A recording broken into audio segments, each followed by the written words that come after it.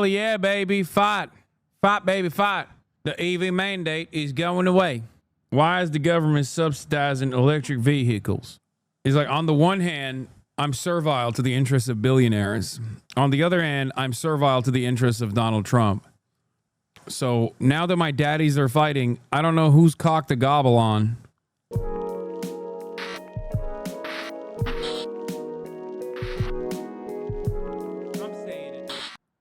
Discussing abomination. Musk blasts Trump's agenda bill.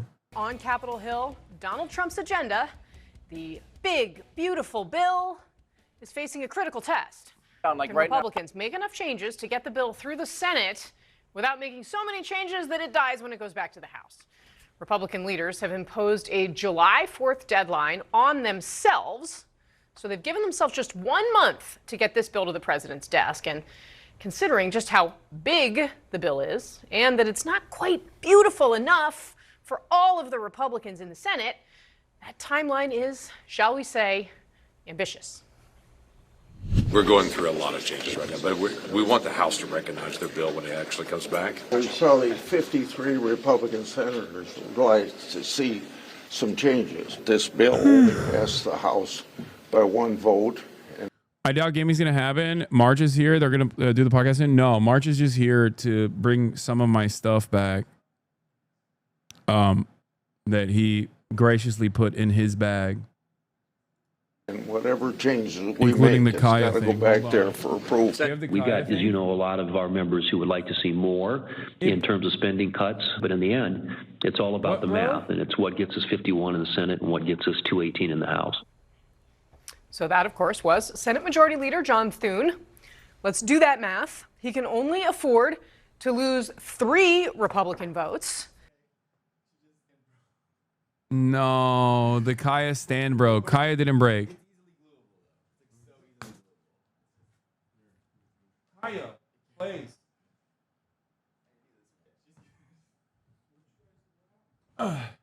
Murad, do you have super glue?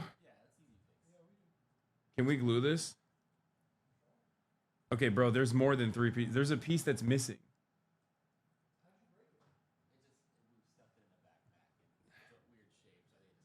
It's okay. It's okay. We're going to fix it. We're going to fix it. We're going to fix it. Oh, no. The bottom broke.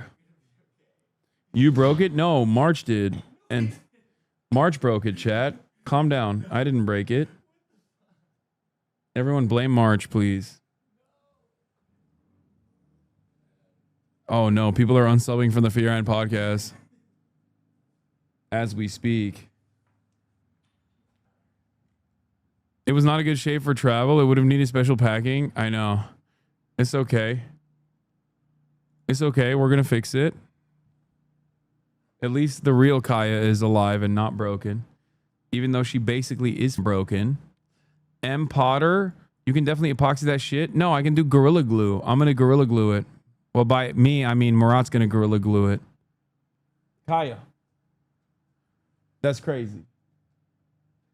Whenever there's a lot of movement happening in the house, Kaya wants to go and take a look, take a closer look. She's the mayor. Already, 4 GOP senators have said they're not on board. Okay. Math is it's so simple, I will do it on television. A half a dozen more Republicans appear to be on the fence here. So why is that? For many of them, it is the budget analysis that says that the bill would cut billions from Medicaid while adding trillions to the national debt. One of these holdouts, the Kentucky Senator Rand Paul. I like that all of the outspoken holdouts are mad, with the exception of Josh Hawley. Josh Hawley is mad because he needs to be a fake populist. And in an effort to be a fake populist, he's like, oh, you're cutting Medicare. I don't like it. But the other guys are mad because it's not cutting enough from the working poor. And Josh Hawley is not even like real mad. He's just like fake concerned. He will gladly vote for that, okay? The rest of them think that the Medicaid cuts are not enough. While adding trillions to the national debt. One of these holdouts, the Kentucky Senator Rand Paul, of course, finds himself at the center of Donald Trump's attention, not always a positive thing. The president writing this online, quote, Rand votes no on everything, but never has any practical or constructive ideas. His ideas are actually crazy. Parentheses, losers, exclamation. He's saying this is a big growth bill. Trump is on abundance. Trump got on the abundance mindset, chat, clearly. Point. End quote. Senator Paul later told reporters that he wants to vote yes on the bill. But. Conservative Republicans vote for this. There is no conservative opposition. They will own it. The debt will be owned by the Republicans. It's no more pointing fingers at the Democrats and saying, oh, they're the big spenders. It'll be all on Republicans' shoulders. Okay, so all of that unfolding this morning through lunchtime. And then comes this afternoon. Elon Musk entered the chat. The now former Doge head taking to his platform, formerly known as Twitter, writing this, quote, I'm sorry, but I just can't stand it anymore. This massive, outrageous, pork-filled congressional spending bill is a disgusting abomination. He said, shame on those who voted for it. You know you did wrong. You know it. All right, our panel is here, and we're also joined by CNN's Manu Raju, who's Elon is another outsider who thinks it's too much spending. Live for us on Capitol Hill. Manu, Elon Musk is not the first person to present the content in that post about a bill that adds trillions of dollars to the national debt. He sounds like a lot of Republicans that I've covered, you've covered probably in your time on the Hill. However, we are in different times, and it's a pretty remarkable statement from someone who is as close as he is to President Donald Trump. What has been the reaction from the Hill in the hours since that tweet came out? It's completely scrambled the politics up here. Democrats cheering this. Chuck Schumer coming out to his weekly press conference touting this post by Elon Musk. Hakeem Jeffries, the Democratic leader, doing the same thing. Republicans, on the other hand, pushing back, including the Speaker of the House, Mike Johnson, who I caught up with in the immediate aftermath of that post. He told me that he has spoken at length with Musk yesterday, and he said that he had tried to explain to Musk the virtues of the bill, and he also suggested that Musk perhaps could be driven in part by his opposition because the bill would call for the elimination of certain tax incentives for electric vehicles, and of course Elon Musk owns Tesla. Elon is missing it, okay? And it's not personal. I know that the EV mandate, very important to him, that is going away because the government should not be subsidizing these things. But for him to come out and hand the whole bill is Hell yeah, baby, fight. Fight, baby, fight. The EV mandate is going away. Why is the government subsidizing electric vehicles? to me just very disappointing, very surprising. All of a sudden, they are reminded of the conflict of interest. No issues there when they let this disgusting monster, this disgusting billionaire, put his grotesque penis in every orifice of the federal regulatory agencies that were in the process of investigating his numerous companies. You know, but now he's like, oh, well, you don't want our big, beautiful bill. I hate this. You're doing a conflict of interest, sir. In light of the conversation I had with him yesterday. And I asked Johnson whether or not he is, in fact, The Democratic Party's brilliant policies unfolding, which is to basically become such a non-issue, such a non-entity that you are left to make Republicans fight amongst themselves over how much of the working poor must die. Is it 2% of the working poor that must be melted for biomatter, or is it 5% of the working poor that must be melted for biomatter? Of course, they will be melted. Make no mistake. Great stuff from the Democrats overall. Fantastic work. Thank you so much. The Republicans have presented endless opportunities for attack, endless openings for attack over and over again. And the Democrats have no vision whatsoever and no interest in actually pushing for a grand design. for a future America that somehow will be better than the not so distant past. So for that reason, they're just keeping quiet. Unless it's Chuck Schumer chirping about nuking Iran, in which case the Democrats don't keep quiet when they should. Yeah, I saw this as well. We have the lamest opposition in American history. J.D. Vance is right. I can't believe I'm saying this. The lamest guy in the United States of America unironically had a true take about the Democrats. I will never forgive the Democrats for this crime. This is a worse crime than anything that they could have ever contributed to. They do have the lamest opposition in history. And of course, who better to recognize how lame the opposition is than the lamest person in the Republican Party? Real recognize real, and lame recognize lame.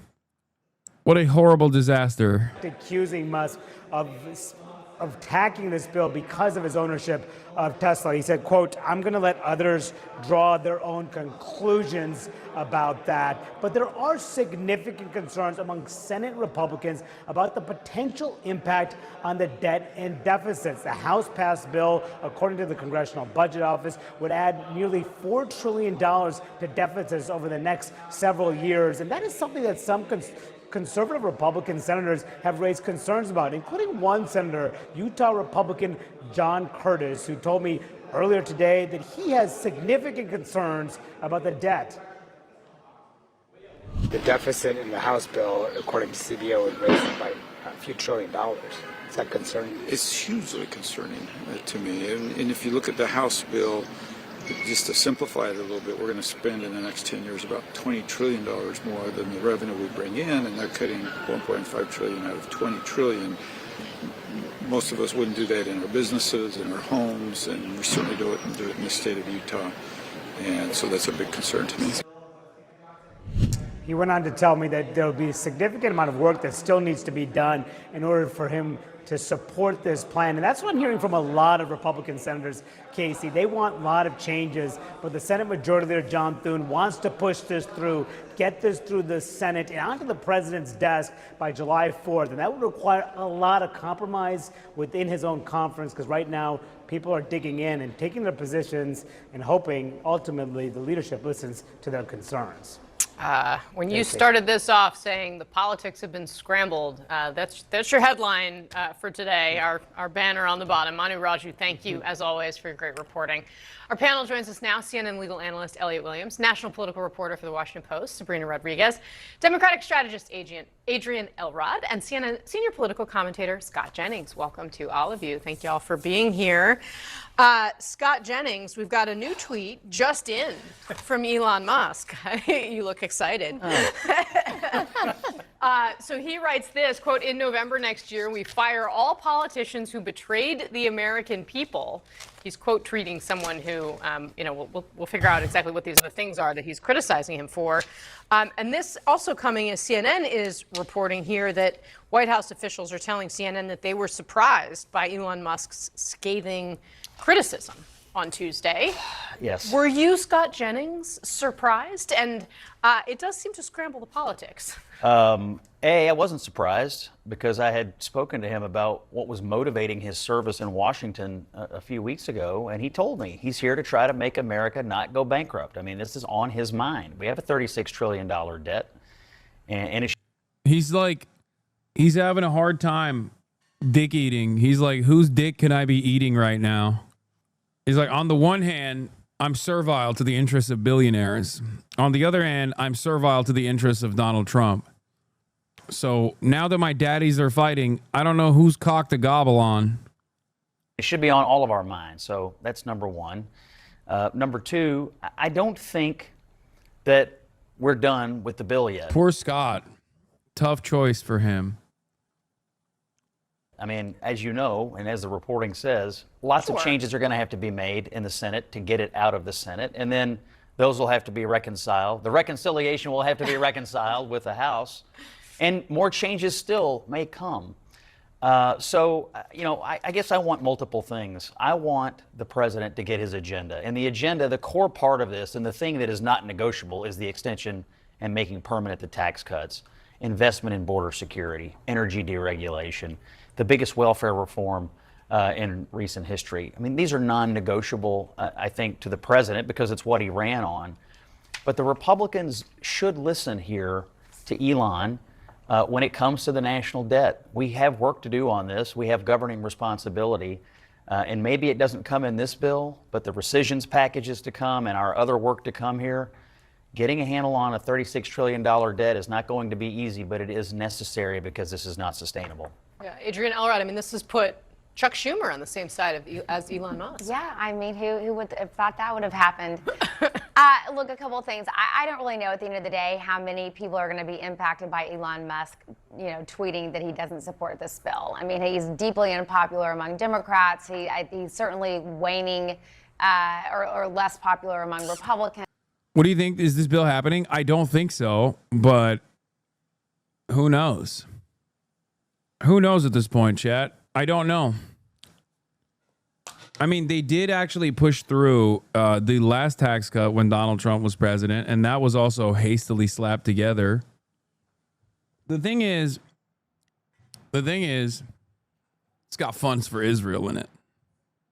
And you got to remember, Democrats don't necessarily care about melting the poor either, but they do care about giving Israel money. So on the one hand, it's like, what are you expecting the Democrats to actually fight for SNAP benefits for 3 to 7-year-olds? Probably not going to happen. So I don't know. If we get the big, beautiful bill, it'd be crazy, but maybe we get it through Democratic support. I don't know. He's out of Washington now. I think Mike Johnson actually was right. He said he's concerned about this bill because it doesn't have the tax credits for the EVs, and that's going to affect his industry. So I think that's one category. But look, at the end of the day, Scott, here's the bottom line. Isn't that political suicide for Dems? I mean, I feel like half of them are dead already. 6 of them literally died. Half of them are already basically in a vegetative state. I don't think they give a shit. I think it's a dead party. Look at their approval ratings. Like, they seemingly don't care about fixing their popularity problem. I genuinely don't think that they care about becoming popular again or like winning elections. It feels like they will work to reduce their base of support. I think they'll work to reduce their base of support while simultaneously still like being the marginally better party. And we'll try to ride on that forever. The Bank of Israel invests about a quarter of its relatively large stock of reserves in Europe, which a freeze would make unavailable for their financial stabilization function and could in time be put towards any compensation due to Palestinians. Did the Financial Times write this? Oh my God. It is in Europe's interest to put sanctions on Israel. Limiting trade, travel, and freezing foreign reserves will show the EU is willing to act independently to the U.S. I think Americans would nuke France if that were to happen. Financial Times has been pro-Hamas since the beginning, to be fair. The non-Cuomo candidates have kept going to AOC for an endorsement. She has kept telling them to come to her with a coordinated strategy between them for how to beat him. Some in frustration have told her she doesn't get how politics works. What? I don't believe this. It's from Edward Isaac Dover. I don't believe this. I think people are just basically making up stories about AOC's non-endorsement up until this moment. I suspect that in the upcoming days, you'll probably hear AOC endorsement of Zoran. I don't think it's copium. I think that the reason for why, look, we can disagree on whether or not it was smart of her to hold off until this very moment for maximum impact, or rather, if it was actually presented ahead of time, what kind of help that would have given Zoran. But I think AOC understands New York politics and the importance of like being a lesser known entity while being able to freely do your ground game and establish a base of loyalty. I still think that there is a tactical decision here on national politics, and especially when it comes to foreign policy. I have many disagreements with AOC.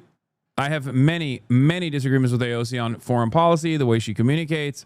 But on this issue, when it comes to being like an underdog progressive candidate on a socialist slant, I think AOC knows the Democratic establishment and their hurdles, the hurdles that they will present against someone like Zoran if he were to become a known entity too soon, like too far out from the actual election date, actual primary date. And also simultaneously maximum impact. She did this last time around as well. She waited until around this time for maximum impact for her endorsement. And I think that she will endorse Zoran. That's what I think. Maybe I'm wrong. I think in the next couple of days, she will probably come out and endorse Zoran Mamdani. The UAW endorsement just came. What is this? Apparently, Kamala Harris has had to privately reassure people that she isn't supporting Zoran. 33-year-old assemblywoman has become identified enough with the new young left that Ella Emhoff, the stepdaughter of Kamala Harris, endorsed them. But his views are so controversial that the former vice president has had to privately clarify. Yeah, this is Isaac Dover, guys. Of course, he is like there are journalists, in air quotes, in mainstream outlets that I consider to be like Bernie killers. Okay, these are hatchet men. Literally do not listen to a single thing that he wrote. Okay, Edward Isaac Dover is a hatchet man for establishment Dems, and his primary purpose is to character assassinate. Why do you follow him then? What do you mean? Because I love his commentary. I follow my enemies too, dummy. What do you follow? Policing me? I'm a 33-year-old man. The f out of here. I'm a 33-year-old man, and at this point, a 10-year career political commentator. I follow whoever the f I want, okay? I follow Donald Trump too. Anyway, as I was saying, Edward Isaac Dover is a hatchet man for anyone that's like even marginally more progressive than Nancy Pelosi. And that's precisely why I don't place a lot of emphasis in her coverage here. And his framing is like incredibly stupid. Supporter of Israel has become a major issue in New York City's mayor's race. When I asked Zohran Mamdani to clarify if he thought Israel had a right to exist as a Jewish state, an aide tried to stop the interview. Then he didn't answer directly himself. Israel had a right to exist as a Jewish state? What the f does that have to do with the New York City mayoral race, man? What are you doing? Like, not even does Israel have a right to exist? Does Israel has a right to exist as a Jewish state? You're giving AOC a lot more credit than she deserves. I live in New York City, and Zoran's biggest challenge is name recognition. Yeah, you think I don't know that? I literally interviewed the guy for 3 hours, and that was my primary concern as well. I am obviously aware. That's why I said disagreements can be had here about whether or not AOC's impact would be better served if she were to do an earlier endorsement or if she were to wait until she endorses, but not on whether or not she's going to endorse Zohran Mamdani. I think she is going to endorse Zohran Mamdani. That is what I'm saying. Okay? That's it. This is why they're coming after Zohran. He killed it on MSDNC. Say, though, to Democrats who look at what we saw in November with Vice President Harris losing, and a lot of the post-game analysis, if you will, was the party had moved. He is exactly the type of person that the Democratic Party needs right now. You're going to eat your words, brother. She's trying to be the next Pelosi. What?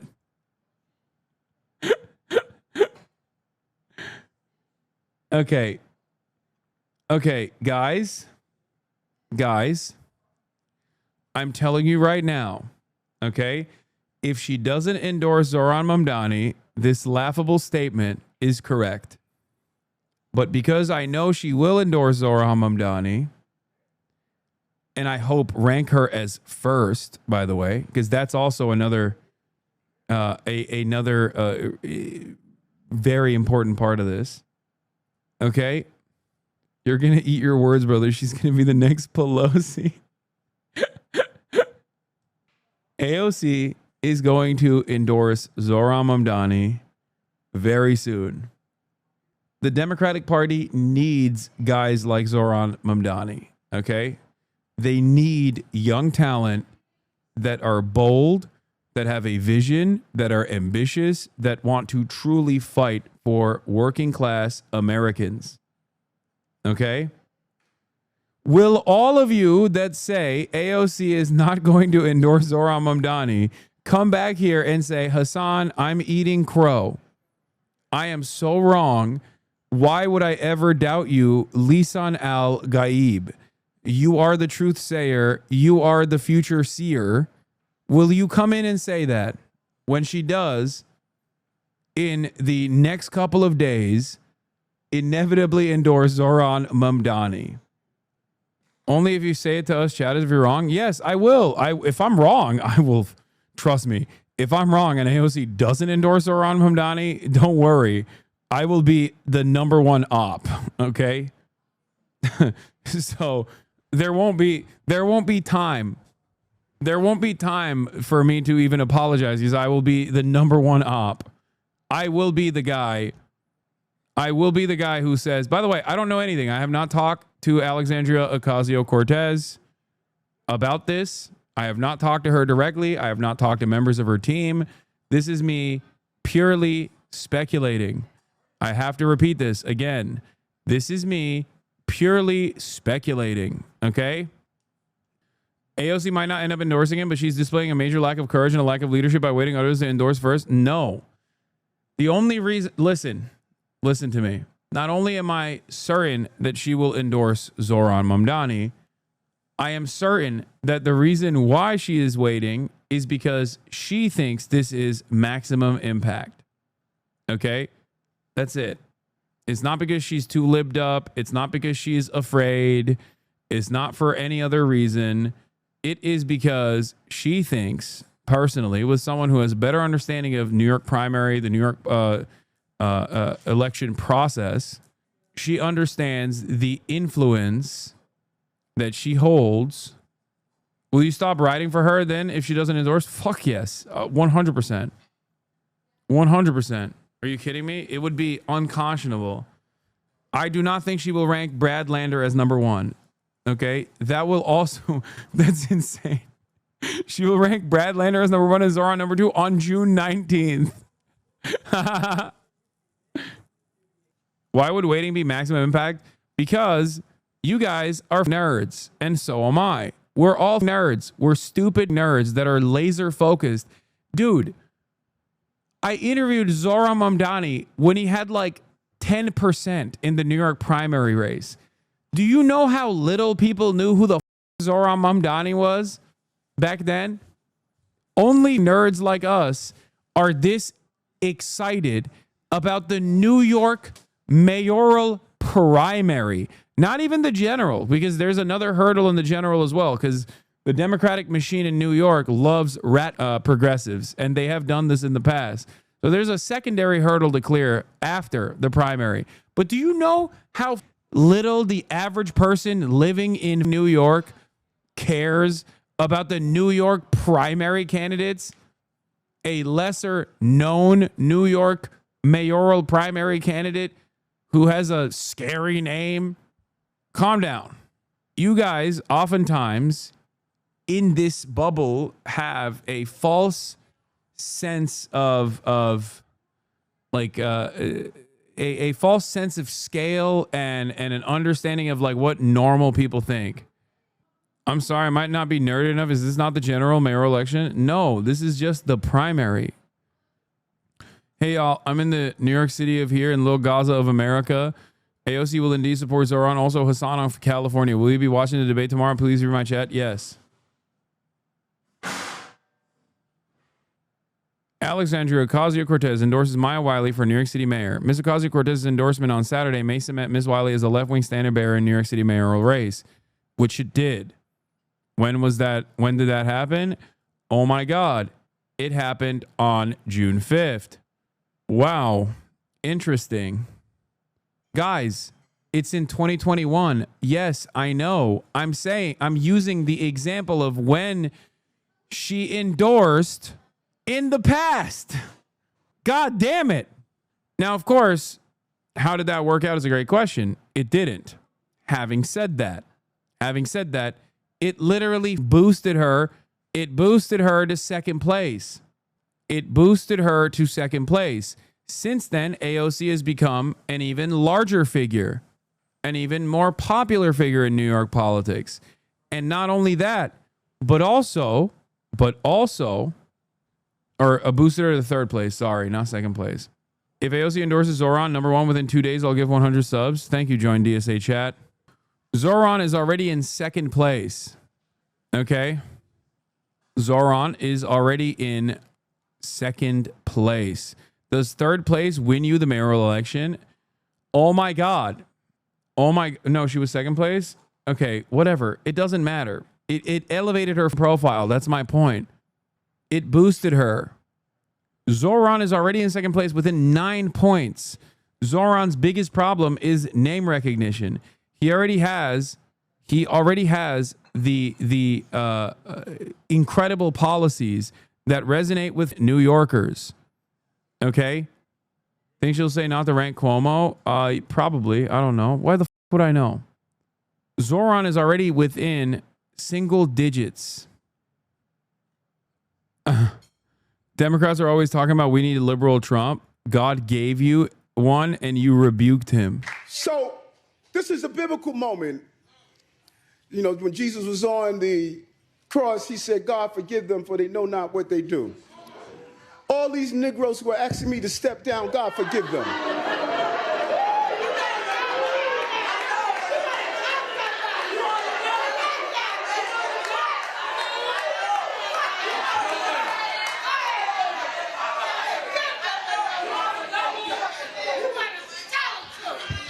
Y'all just hate Turkish men thriving. I'm just going to say it. Like, you just don't want to see a Turkish man, a red-blooded Turkish man thrive, especially a bald Turkish man. Are you stupid? So this is a biblical moment. You know, when Jesus was on the cross, he said, God, forgive them, for they know not what they do. All these Negroes who are asking me to step down, God, forgive them.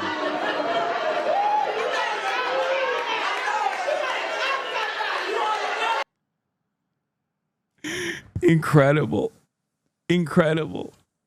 He's amazing. He is so amazing. It's like, look how happy he is. Look at how pleased he is with himself. He's like, this is I popped off. I've cooked here big time.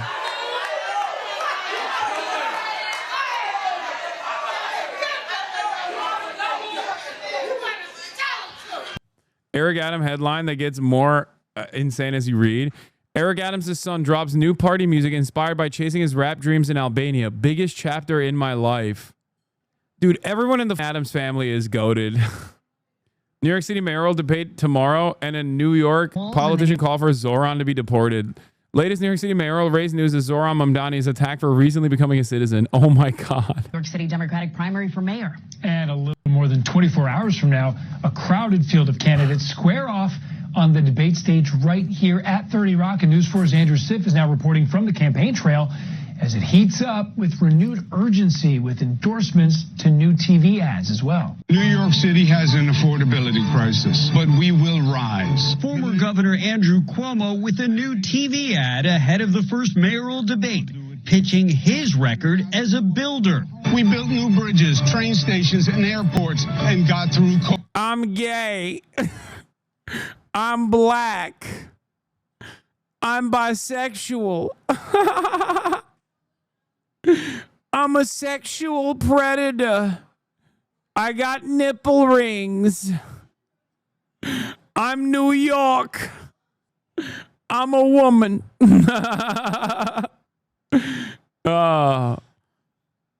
Cuomo wasn't already cooked before, look at this dog shit answer. What is your bagel order or favorite breakfast sandwich? Bacon, cheese, and egg on an English muffin. And then I try to take off the bacon, but I don't really take off the bacon. The bagel I try to stay away from to keep my girlish figure. Ugh. Gross. Death threats, Islamophobic bigotry. Now a sitting council member calling for my deportation. Enough. This is what Trump and his sycophants have wrought. It's an assault to the values of our city and our constitution. Will Cuomo condemn this?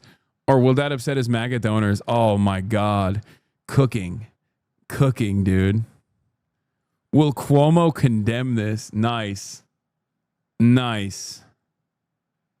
Zoran got Eric Adams to endorse a free bus pilot because Adams was fascinated by Idi Amin, which led to an invite of the Mamdani family to Gracie Mansion. You couldn't make this shit up. Will AOC? Yes, dude. Yes. Yes. COVID. Even telling the New York Times in an interview, if I had to do it again, I wouldn't have resigned. We have to beat Cuomo, to be honest. Cuomo opponents strategizing ways to defeat him. Queens Assemblywoman Jessica Gonzalez Rojas today endorsing Comptroller Brad Lander for mayor. Brad has built his entire career around bold, principled leadership. And hours later, also backing Assemblyman Zoran Mamdani for mayor. I've known Zoran since we both ran in 2020, when we both challenged and beat the Democratic machine. An increasingly common tactic in this ranked choice election, backing multiple choices while leaving other candidates off a ballot. Meanwhile, Mamdani, who's in second place in most polls, facing fresh attacks. The socialists are at the gate, and Zoran Mamdani is leading the pack. Dude, that's awesome. Socialists are at the gate, and it's him just being cool. Like, that's literally him yelling at Tom Homan, the homunculi, okay? Like, that is premium. That's content. That's amazing. Are you joking? All right, wait, hold on. I want to listen to I want to watch the whole thing. And Zoran Mamdani is leading the pack. If they take over New York City, this is what they said they will do. Defund the police. Consequences for genocidal Zionist imperialism. Oh, God, I wish. Consequences for genocidal apartheid Wait, what? Consequences for genocidal Zionist imperialism. Consequences for genocidal Zionist imperialism. Oh, my God, I'm nutting. Oh, I'm sorry. Oh, my God. Oh, dude, once again, it's always Republicans and conservatives that present Democratic Party politicians, socialist or not socialist alike, as like the coolest. Okay. I like that this is also seen as like a negative somehow, like consequences for genocidal Zionism. Wow. I can't believe that would be how scary. How scary of you to say that. I would hate that. Abolish capitalism. You can stop Zoran and his socialist comrades from running New York City into the ground. Vote Whitney Tilson for mayor on June 24th to keep. Oh my God, this has no motion. These radical policies no motion whatsoever. Paid for by Whitney for mayor. The socialists are at the gate, and Zoran Mamdani is leading the pack. If they take over New York City, this is what they said they will do. Defund the police. Consequences. I love that. I love that. Mamdani is leading the pack. Challenger Whitney Tilson with a new ad painting Mamdani as too far left. And Republican City Council member Vicky Palladino posting on social media that he hasn't even been a U.S. citizen for 10 years, ending her message with one word: deport. One of the funniest things that people can ever say about like a New Yorker is questioning the authenticity of a New Yorker who came in here, who came to New York as a like child of immigrant parents and basically grew up in the city his whole life. Okay, the notion that Zoran Mamdani does not represent like the average New Yorker and somehow this attitude represents the average New Yorker is so funny. Take that shit back to Staten Island, bitch. Okay, this is not gonna work. This is not gonna work in New York. It's crazy. What are you talking about? You know, one of the happiest days of my life was when I got my citizenship.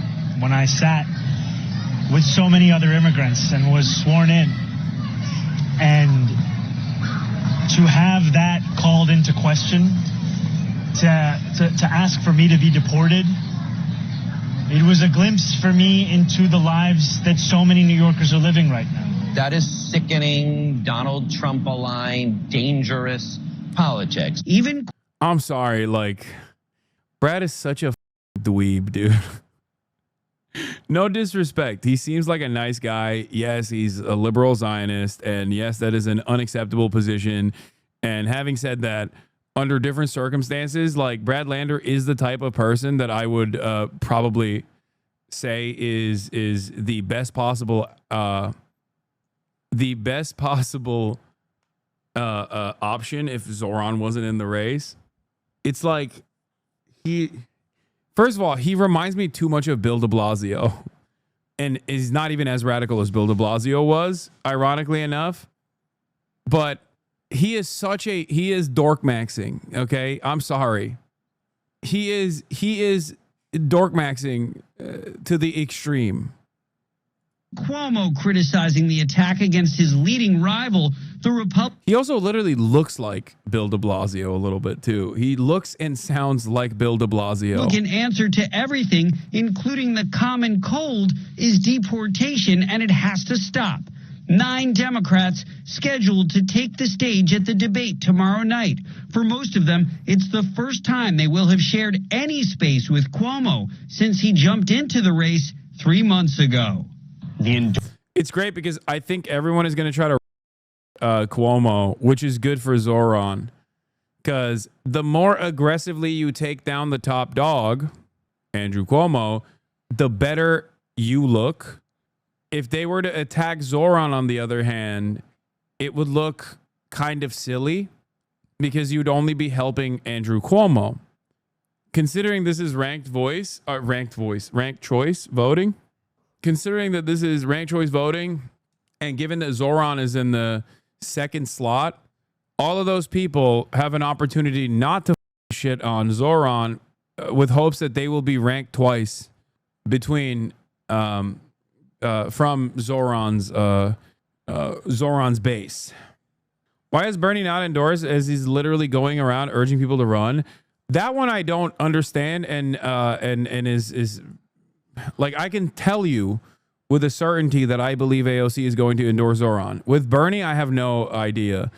I think that, yeah, Bernie is a bitch for that, for sure. I mean, he just, oh God, you know what? No, guys, Bernie Sanders is literally endorse people who say the apartheid entity must be dismantled. Okay, shut the fuck up. If you think it's because he's a liberal Zionist or whatever, you're delusional. He doesn't give a fuck about that shit when it comes to endorsing candidates that are progressive or socialist. Okay, it's so funny. Like, yes, at the same time, Bernie Sanders will literally say like, oh, this is Netanyahu's war. Oh, Israel has a right to defend itself, and then he'll turn around and endorse like a dude who's like 3 steps removed from Hezbollah or some shit.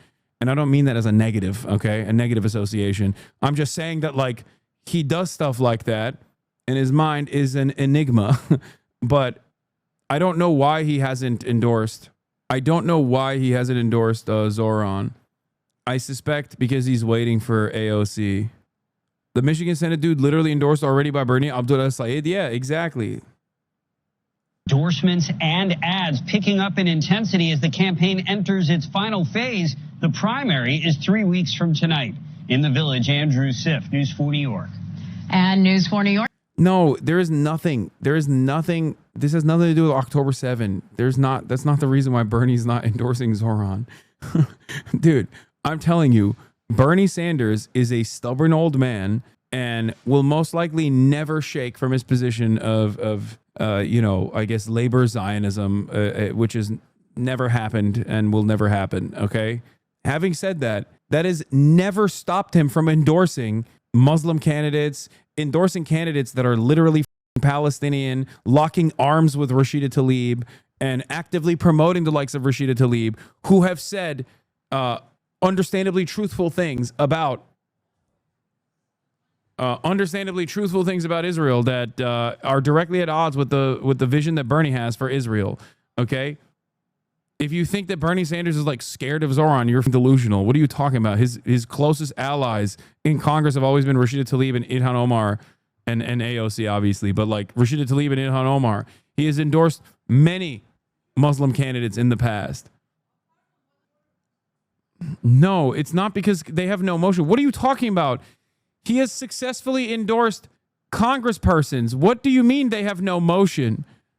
You just said you're talking about the New York City mayoral primaries as having the maximum motion while simultaneously saying that what? American congresspersons, one that sat on the Foreign Relations Committee, as a matter of fact, has no motion?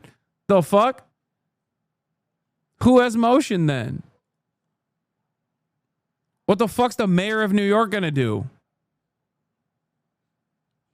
If an American congressperson has no power, then what is the New York mayor going to do? What? it makes sense to assume that the reason why he's not endorsed Zoran yet is because he's waiting for AOC to not like put pressure on AOC. And I do think that AOC is going to endorse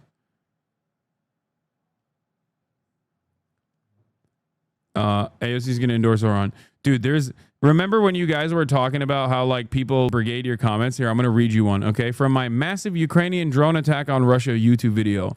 When Hasan said he liked Hezbollah in front of a gay guy is so funny, lol. We all hope his mental health gets better. I sometimes see these kinds of like idiotic brigade comments, and it's so funny. Like yeah, dude, you have the best wishes of the gay guy on the podcast. Like, what kind of stupid ass concern trolling is this? Yeah, I don't normally read YouTube comments, but sometimes I get notified of them, and it's always very funny. What? Attacking civilians is vile. I condemn it full stop, but all civilians, right? October 8th. The Israeli military is about to unleash on innocent civilians in Gaza as it has over and over again. If you really condemn attacks on civilians, don't go silent when they are Palestinian civilians. Yeah. He said that on October 8th. Zoran even conceded the liberals' honest messaging, though, by saying Israel has a right to exist law. Okay, calm down. Did you get Kaya fixed? I did. My friend is a Lebanese gay person, and Israel literally burned his home down. Yeah, but Israel was actually doing him a service, because otherwise Hezbollah would have burned his house down, which is very different because it's hypothetical and I made it up in my mind, as opposed to the very real violence that Israel subjected your gay Lebanese friend to, which was warranted because he shouldn't have been there. He shouldn't have been Lebanese and gay or even there, because that's territory that Israel will inevitably want to conquer. So has your friend thought about not being a gay Lebanese man in territory that Israel would like to settle in? No, exactly. You will never guess what's going on in Florida. Breaking: Raven Harrison, a U.S. House candidate from Florida, claims to have uncovered evidence suggesting that Joe Biden's face is a synthetic mask controlled by a robotic clone. Hell yeah. By the way, I was being sarcastic for the dumb fucks like Cal Coomingham who don't understand me being sarcastic. Okay? That was sarcasm, talking about the gay Lebanese dude whose house got burned down by Israel. Anyway. All right, that's all I got for today.